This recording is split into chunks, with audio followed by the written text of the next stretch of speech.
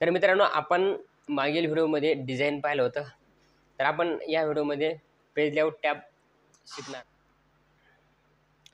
तर सर्वात पहिले आपण इथे काही पॅराग्राफ घेऊ. त्या पॅराग्राफ घेण्यासाठी इक्वल साईन द्यायचं, RAND इन ब्रॅकेट, आणि त्याच्यामध्ये आपण घेऊ 30 आणि bracket close. Enter button press केलं. इथे जर पाहिलं तर टोटल आपल्याकडे 3 पेज आलेले आहेत.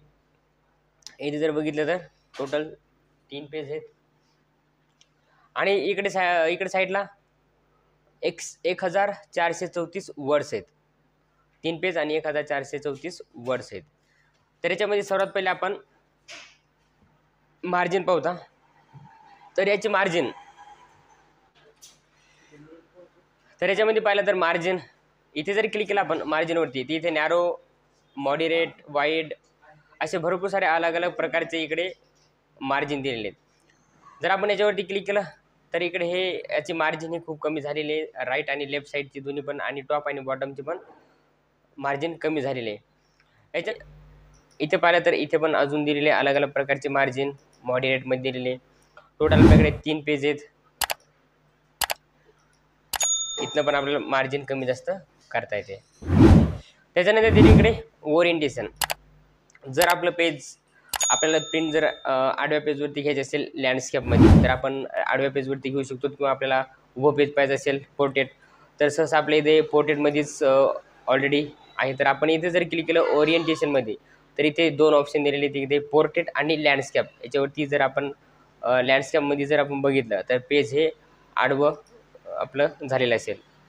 तर इथे जर बघितलं तर पेज हे लँडस्केपमध्ये झालेले. आपण ज्यावेळेस प्रिंट काढतो त्यावेळेस लँडस्केपमध्ये याची प्रिंट निघणार. त्याच्यानंतर आपण पेज हे पोर्ट्रेट घेऊ. त्याच्यानंतर साईज, इथे जर पाहिलं तर इकडे लेटर अलग अलग पेजची साईज दिलेली. टोटल 3 पेज आहेत आणि 1434 वर्ड्स आहेत. जर पेजची साईज कमी जास्त केली तर पेजमध्ये पण बदल झालेले दिसतील. आता इथे ओन्ली 2 पेज आहेत, कारण की पेज हे मोठं झालेलं आहे आणि 1434 वर्ड्स आहेत, म्हणजे हे पेज मोठं आहे. त्याच्यानंतर अलग अलग प्रकारचे A3 2 पेज आहेत. इकडे A4मध्ये टोटल 3 पेज येतं. पेजची साईज आपण इथनं कमी जास्त करू शकतो. B4मध्ये पण घ्यायचं तर B4मध्ये पण आपण घेऊ शकतो. अलग अलग टाईप इथनं आपण बघू शकतो. एन्व्हलप #10 दिलेली इथनं पण आपण पेजची साईज पाहिलं तर इथे 9 पेज टोटल दिलेली तिथे, म्हणजे पेजची साईज खूप छोटी असेल इथनं. त्याच्यानंतर आपण साईज आपण इथनं A4मध्ये घेऊ. आणि त्याच्यानंतर इकडे दिलेले कॉलम, आपलं जे तुम्हाला पॅराग्राफ असेल त्यांना तुम्हाला किती कॉलममध्ये डिवाईड करायचं असेल, इथे जर बघितलं तर 2 कॉलममध्ये इथे, किंवा इथे जर पाहिलं तर 3 कॉलम, अलग अलग कॉलम्समध्ये तुम्ही इथनं घेऊ शकता. लेफ्ट साईडला जर बघितलं तर लेफ्ट साईडला ही साईज इकडे कमी दिसेल आणि राईट साईडला जास्त असेल. इकडे राईट साईड, किंवा तुम्हाला इकडे मोर कॉलम्सवरती जर क्लिक केलं तर इकडे ऑप्शन दिले तुम्हाला. इथे कॉलम्स किती तुम्हाला कॉलम्समध्ये घ्यायचं असेल, इथे जर क्लिक केलं तर इथनं कॉलम्समध्ये घेऊ शकतात आणि नंतर करायचं ओके. तर इथे पाहिलं तर आपण 5 कॉलममध्ये घेतलेले आहे. त्याच्यानंतर होममध्ये जायचं आणि याला करायचं इथे जस्टिफाय. तर हे जस्टिफाय पण इथनं आपण करू शकतो. त्याच्यानंतर पेज लेआउटमध्ये आपण पेज ब्रेक बघणार आहोत. आपण सर्वात पहिले आपण याला 1मध्ये घेऊ. आणि आपल्याला या पॅराग्राफपासून आपल्याला हे ब्रेक करायचं आहे. याच्यावरती क्लिक केल्यानंतर इथे अलग अलग ऑप्शन येतील, किंवा डायरेक्ट इथे जर बघितलं तर पेज याच्यावरती क्लिक केलं तर पेज हे इथनं ब्रेक झालेलं आहे. सेकंड पेजवरती हा पॅराग्राफ झालेला, आणि हे 2 पॅराग्राफ या पेजवरती 2च पॅराग्राफ आहेत. इथनं आपण पेज घेऊ शकतो. त्याच्यानंतर कॉलम दिलेले, टेक्स्ट व्रॉपिंग दिलेले, टेक्स्टमध्ये आपण व्रॉप पण करू शकतो. नेक्स्ट पेजमध्ये घेऊ शकतो, तिथे कंटिन्युअस घेऊ शकतो, इव्हन आणि ऑड पेजमध्ये पण करू शकतो. त्याच्यानंतर लाईन नंबर, तुम्हाला जर इथे जर बघितलं आपण इथे कंटिन्युअस, इथे 2 पॅराग्राफ आणि 7 लाईन्स आहेत. आणि कंटिन्युअस जर आपण क्लिक केलं कंटिन्युअस, तर 7 नंतर ज्यावेळेस आपण सेकंड पेजवर जाऊ त्यावेळेस इथनं 8, 9, 10 असं कंटिन्युअसली जेवढे आपले पेज असतील किंवा जेवढ्या पेजवरती लाईन असेल तेवढे ॲटोमॅटिक कंटिन्युअसली ती काउंट होत जाणार. त्याच्यानंतर दिले इकडे रिस्टार्ट ईच पेज, प्रत्येक पेजवरती स्टार्ट होणार.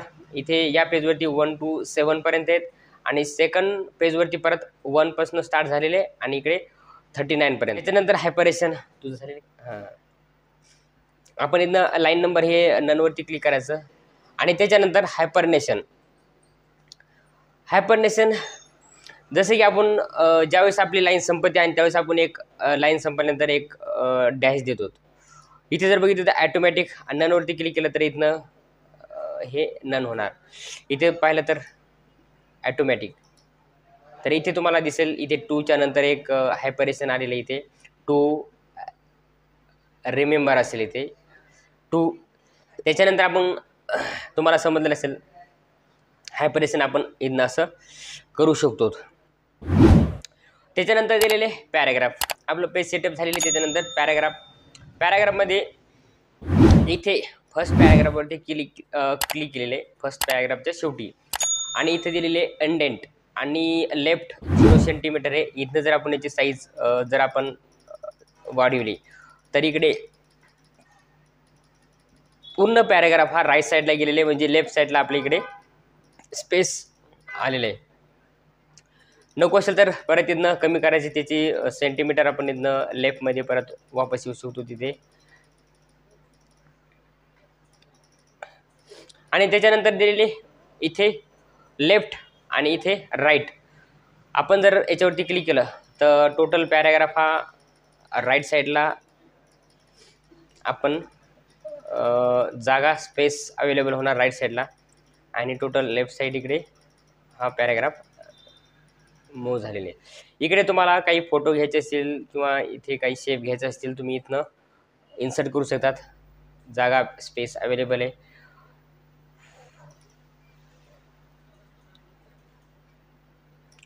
त्याच्यानंतर इकडे पाहिलं तर बिफोर आणि आफ्टर स्पेसिंग. आता आपण इथे हा पॅराग्राफ आहे आणि हा पॅराग्राफ आणि आपण जर इथे बघितलं तर इथे बिफोर इथे जर पाहिलं तर पहिला पॅराग्राफ हा इथनं स्पेस होत आहे आणि जर आफ्टर बघितलं तर या पॅराग्राफच्या नंतर काय होणार तिथे स्पेस होत जाणार तिथे. तुम्ही इथनं स्पेस घेऊ शकता. तुम्हाला कितीमध्ये स्पेस पाहिजे ते इथनं कंटिन्यू घेऊ शकतात. बिफोर आणि आफ्टर. त्याच्यानंतर आपण पाहणार आहे तर अरेंजमध्ये आपण जर पाहिलं तर इथे क्लिक करायचं आणि इथे एक अरेंजसाठी आपल्याला इथे एक पिक्चर घ्यावं लागेल किंवा आपल्याला एक सेप घ्यावा लागतील. तर आपण इथनं सेप घेऊता. तर मी ते एक जस्ट सेप घेतलेला आहे इथे ड्रॉ केलेलं आहे आणि या सेपला थोडीशी साईज कमी करायची. इथनं साईज कमी करून घेते इथे. नंतर याला थोडंसं सेंटरला घेतले. इथे जर पाहिलं तर या सेपच्या पाठीमागे आपले पूर्ण पॅराग्राफ टेक्स्ट याच्या पाठीमागे आहेत, वर्ड्स याच्या पाठीमागे हेड झालेले आहेत. ते आपल्याला समोर आणायचे असेल तर हे फॉर्मॅट आपण याची एक डुप्लिकेट करून घेतली आपण किंवा याचा एक कलर सेप फिल घ्यायचं आहे.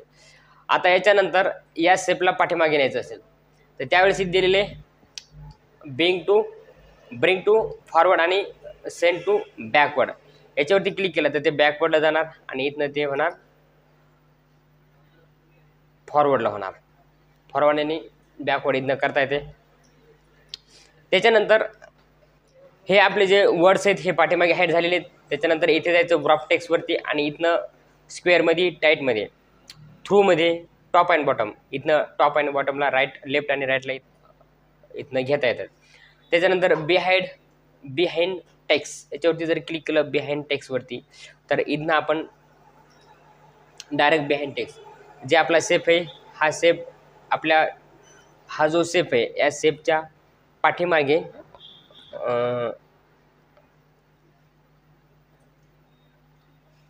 काय होणार त्याच्या पाठीमागे ते ड्रॉप होणार.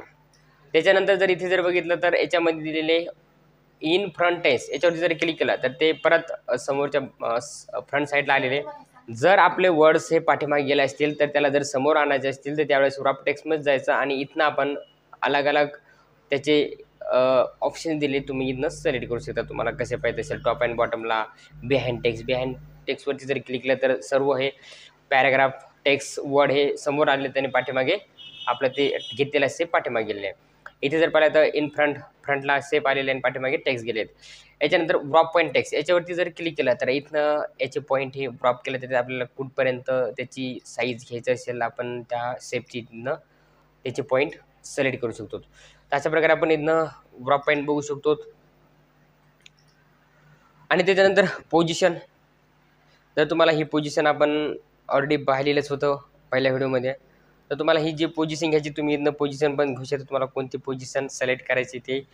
आणि त्याच्यानंतर सिलेक्शन पेन, आपल्याकडे ऑलरेडी 2 सेप आहेत. ठीक आहे, याला एक याची डुप्लिकेट करून घ्या तुम्ही आणि याला रेड कलर घेतलेला आहे याचा. तर आपल्याकडे 2 सेप आहेत आणि हे 2 सेप इथे जर आलो आपण सिलेक्शन पेनवरती तर इथनं आपण त्याला हाईड करू शकतो. कोणता आपल्याला नसेल पाहायचं तर आपण इथं त्याला हाईड करू शकतो. 2 नंबरची हाईड केली असेल याच्यावरती यायचं आणि इथे क्लिक करायचं, तर इथनं ती पिक्चर असेल सेप असेल इथनं आपण हाईड करू शकतो. साईडला दिलेल्या ऑल हाईड याच्यावरती जर क्लिक केलं तर हाईड ऑल होणार. इथनं शो ऑल, इथनं सर्व हे आपल्याला दिसणार. परत हाईड ऑल, याच्यामध्ये टोटल 3 आपण सेप घेतले होते, तर 3 सेप आपल्याला इथे दिसतील शो ऑलवरती. तर आता टोटल 4 झालेले. याला कॉपी करण्यासाठी याच्यावरती क्लिक करायचं आणि कंट्रोल बटन प्रेस करायचं आणि साईडला ड्रॅग करायचं. जसं की आता इथे मी याला कॉपी करायचं असेल तर कंट्रोल बटन प्रेस केल्यानंतर कंट्रोल बटन प्रेस केलं की तुम्हाला इथे एक त्याची डुप्लिकेट भेटेल. तर आपण याला इथे 7 टोटल घेतलेले. हाईड ऑल केलं तर हाईड ऑल होणार आणि शो ऑल केलं तर शो ऑल होणार. इथनं तुम्ही एक हाईड करू शकता, तुम्हाला जी नको असेल ती इथनं हाईड करू शकतात. ठीक आहे, अशा प्रकारे आपण इथनं पाहू शकतो. त्याच्यानंतर अलाइन, जर सेपला अलाइन म्हणजे तेच लेफ्ट साईडला राईट साईडला टॉप बॉटमला इथनं आपण घेऊ शकतो. ग्रुप, जर आपल्याकडे त्याच्यानंतर आपण इथनं एक सेप इन्सर्ट करू. तर आपण इथे एक सेप ड्रॉ केलेले आणि त्याच्यानंतर आपण जाऊ पेज लेआउटमध्ये आणि इथे जर पाहिलं तर इथे दिलेले रोटेट, इथनं आपण रोटेट करू शकतो. आपल्याला कोणत्या अँगलने त्याला रोटेट करायचं ते आपण इथनं रोटेट करू शकतो. 90 degree rotate, 90 degree rotate, right 90 degree rotate, left 90 degree, flip vertical इथनं आपण घेऊ शकतो. त्याच्यानंतर इथे ग्रुप दिलेले, जर तुमच्याकडे 2 शेप असतील अशा आणि ह्या दोन्ही शेपला ग्रुप करायचं असेल, या 2 शेपला आपल्याला ग्रुप करायचं आहे, तर इथे याला दोन्हीला ग्रुप करण्यासाठी शिफ्ट बटन प्रेस करून दोन्हीला सिलेक्ट करायचं. त्याच्यानंतर दिलेली इथे ग्रुप, येथे यायचं आणि याला करायचं ग्रुप केल्यानंतर हे एक झालेले, म्हणजे आपण याला जर एकाला जर प्रेस करून जर साईडला मूव्ह केलं तर ते दोन्ही सोबतच येणार, ते ग्रुप झालेले. परत त्याला अनग्रुप करायचं असेल तर इथे जायचं आणि याला करायचं अनग्रुप आणि दोन्ही पण ते साईडला आपण एक मूव्ह करू शकतो. तर आपलं पेज लेआउटमध्ये पूर्ण पेज लेआउट टॅब घेतलेले इथनं पेज सेटअप, पॅराग्राफ आणि अरेंज.